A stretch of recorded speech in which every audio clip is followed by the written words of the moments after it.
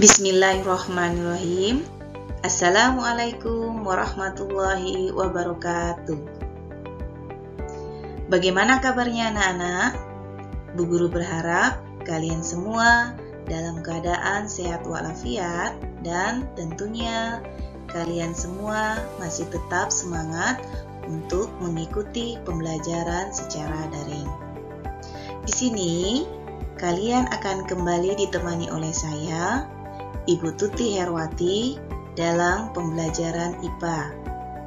Materi pertama untuk semester kedua ini adalah tentang sistem peredaran darah khusus pada manusia.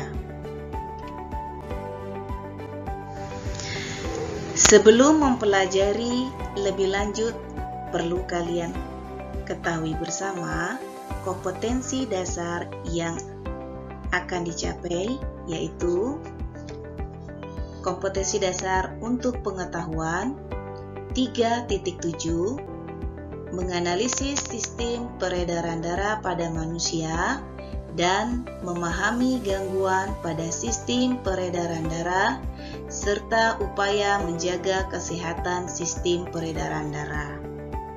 Kemudian kompetensi keterampilannya 4.7, menyajikan hasil percobaan pengaruh aktivitas, jenis, intensitas atau durasi dengan frekuensi denyut jantung. Indikator pencapaian kompetensi kali ini untuk pertemuan kita yang pertama ini ada 4, yaitu 1. Mendeskripsikan fungsi darah. Yang kedua, mendeskripsikan ciri-ciri komponen penyusun darah. Ketiga, menjelaskan fungsi komponen penyusun darah. Dan yang keempat, mendeskripsikan proses pembekuan darah. Baik, anak-anak ibu yang hebat, kita langsung saja masuk ke materi. Apakah kamu pernah melihat orang yang melakukan transfusi atau donor darah? Untuk apakah darah yang didonorkan tersebut? Dan apa pentingnya darah bagi kehidupan kita?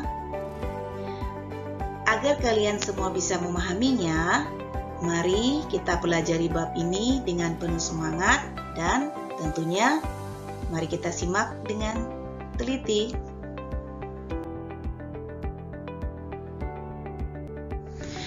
Pernahkah bagian tubuhmu terluka? Misalnya karena terjatuh akibat bermain sepeda atau mungkin saja terkena benda tajam seperti pisau. Nah, ketika tubuhmu terluka, tentunya bagian yang terluka pasti akan mengeluarkan darah. Setelah beberapa lama, darah yang tadinya keluar dari tubuh kalian pasti akan dapat berhenti. Pernahkah kalian berpikir atau timbul pertanyaan di dalam diri kalian, bagaimana hal tersebut dapat terjadi? Tentu karena adanya mekanisme pembekuan darah di dalam tubuh kita. Karena hal tersebut sudah sepantasnya kita harus selalu bersyukur atas nikmat yang Allah berikan kepada kita, karena telah diberikan nikmat berupa pemberian sistem peredaran darah. Selain itu juga, pernahkah kalian berpikir apa yang terjadi dengan tubuh kalian jika darah keluar secara terus-menerus? Tentunya kita akan mengalami kekurangan darah, bahkan bisa mengakibatkan hal yang fatal, yaitu kematian. Selanjutnya, ada pertanyaan lagi, apa sebenarnya fungsi darah bagi tubuh kita? Ya, untuk jelasnya, mari kita ikuti penjelasan Ibu berikut ini. Fungsi darah bagi tubuh kita atau bagi umat manusia tentunya ada banyak sekali fungsinya. Tetapi di sini ada beberapa poin penting yang bisa Ibu Guru sampaikan kepada kalian. Yang pertama yaitu fungsi darah, yaitu mengangkut nutrisi, oksigen, hormon, dan senyawa lainnya ke seluruh tubuh. Kemudian yang kedua, mengangkut karbon dioksida dan sisa metabolisme untuk dikeluarkan dari tubuh. Kemudian yang ketiga, menjaga tubuh dari serangan penyakit. Dan fungsi darah ini tentunya dia berlangsung secara terus-menerus selama kehidupan manusia itu berlangsung. Selanjutnya, perlu kalian ketahui juga bersama bahwa darah yang terdapat di dalam tubuh kita, yaitu yang terdapat di tubuh kalian, bahwa komponen penyusun darah ini merupakan jaringan ikat yang berwujud cair yang tersusun atas dua komponen. Dan di sini komponen penyusun darahnya bisa kalian lihat pada gambar di sebelah kanan yang bisa kalian lihat dari HP kalian. Di situ terlihat jelas bahwa ada dua komponen utama penyusun darah, yaitu yang pertama yang disebut dengan plasma darah, di mana plasma darah 55% itu dia terdapat di dalam darah manusia. Plasma darah tersusun atas 91,5% air dan juga mengandung zat-zat terlarut. Zat-zat terlarut tersebut tersusun atas protein dan juga zat-zat lain. Nah, protein di sini ada yang disebut dengan albumin, ada fibrinogen, dan juga globulin. Selanjutnya, komponen penyusun darah yang kedua yaitu ada yang disebut dengan sel-sel darah, di mana 45% darah kita tersusun atas sel-sel darah tersebut. Dan sel-sel darah ini terbagi menjadi 3, yaitu yang pertama ada yang disebut dengan sel darah merah atau istilahnya disebut dengan eritrosit. Kemudian yang kedua, sel darah putih atau leukosit, dan yang ketiga ada keping darah.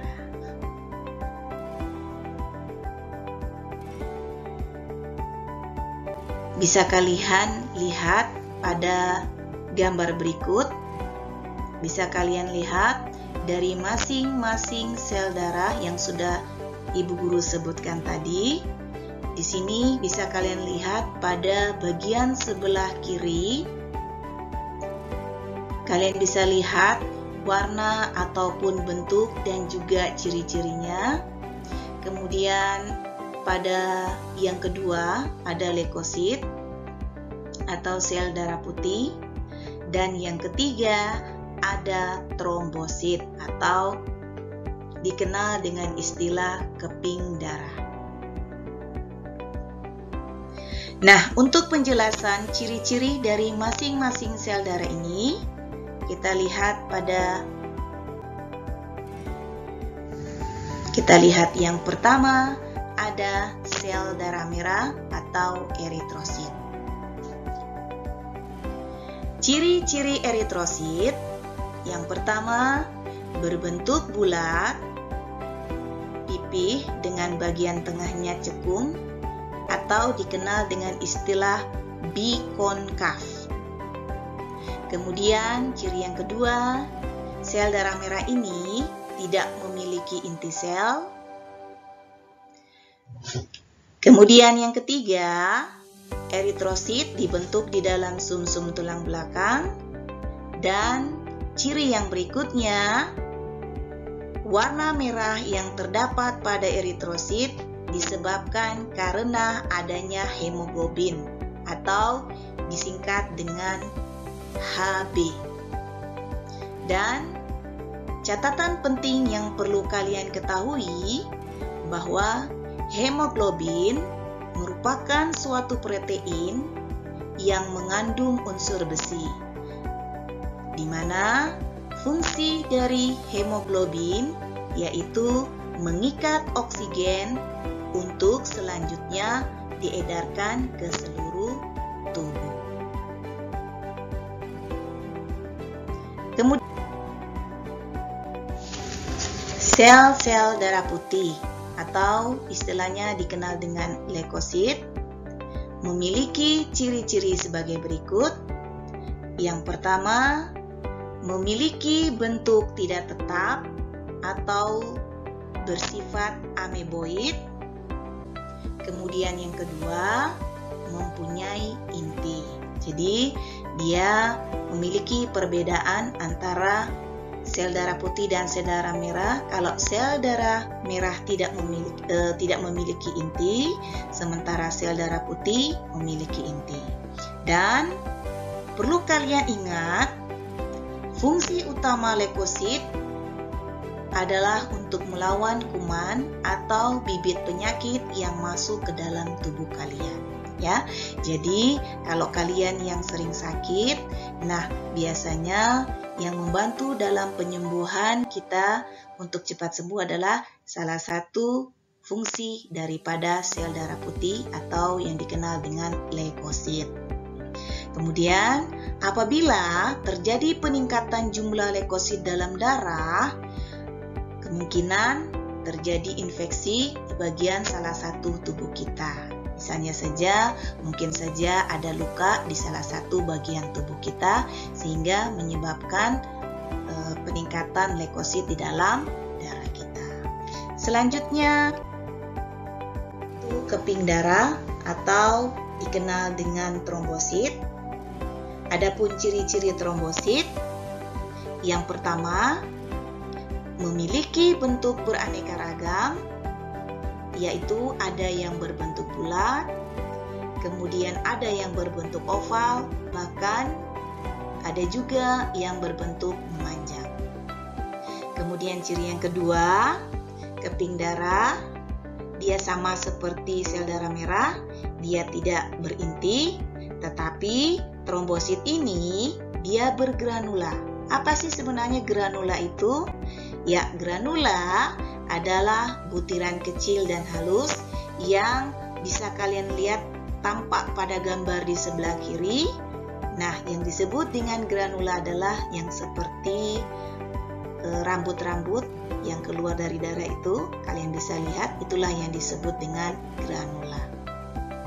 Kemudian, keping darah sangat berhubungan dengan proses mengeringnya luka, sehingga tidak heran jika banyak orang ada yang menyebut bahwa keping darah sama juga dengan sel darah pembeku. Nah, demikian tadi beberapa ciri dari ketiga sel-sel darah yang terdapat di dalam tubuh kita. Nah, kemudian tentunya kalian pasti akan sangat penasaran sebenarnya bagaimana sih kok darah di dalam tubuh kita itu dia bisa membeku. Nah, mari kita simak penjelasan Ibu Guru berikut ini.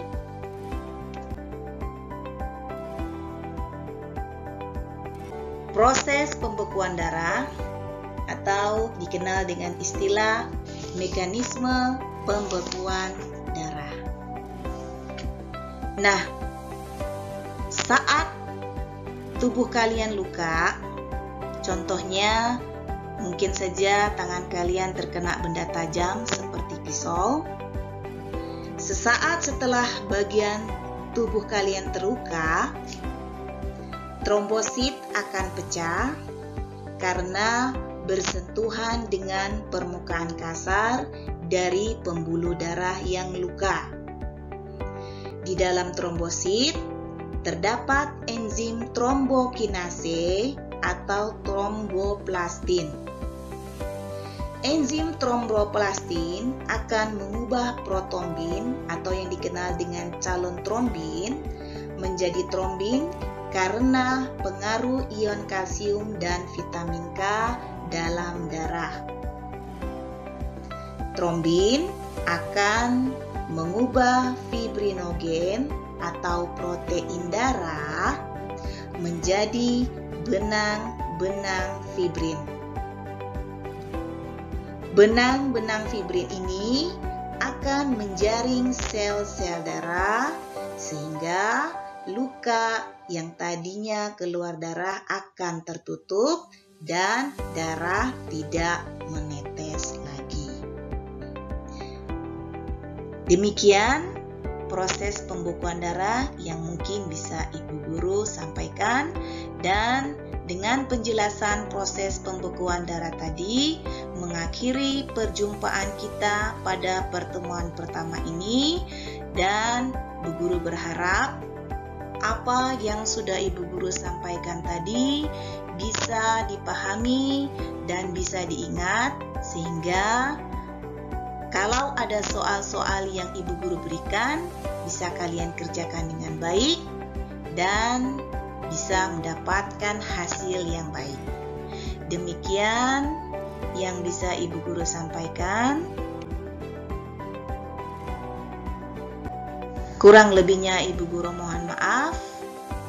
Assalamualaikum warahmatullahi wabarakatuh.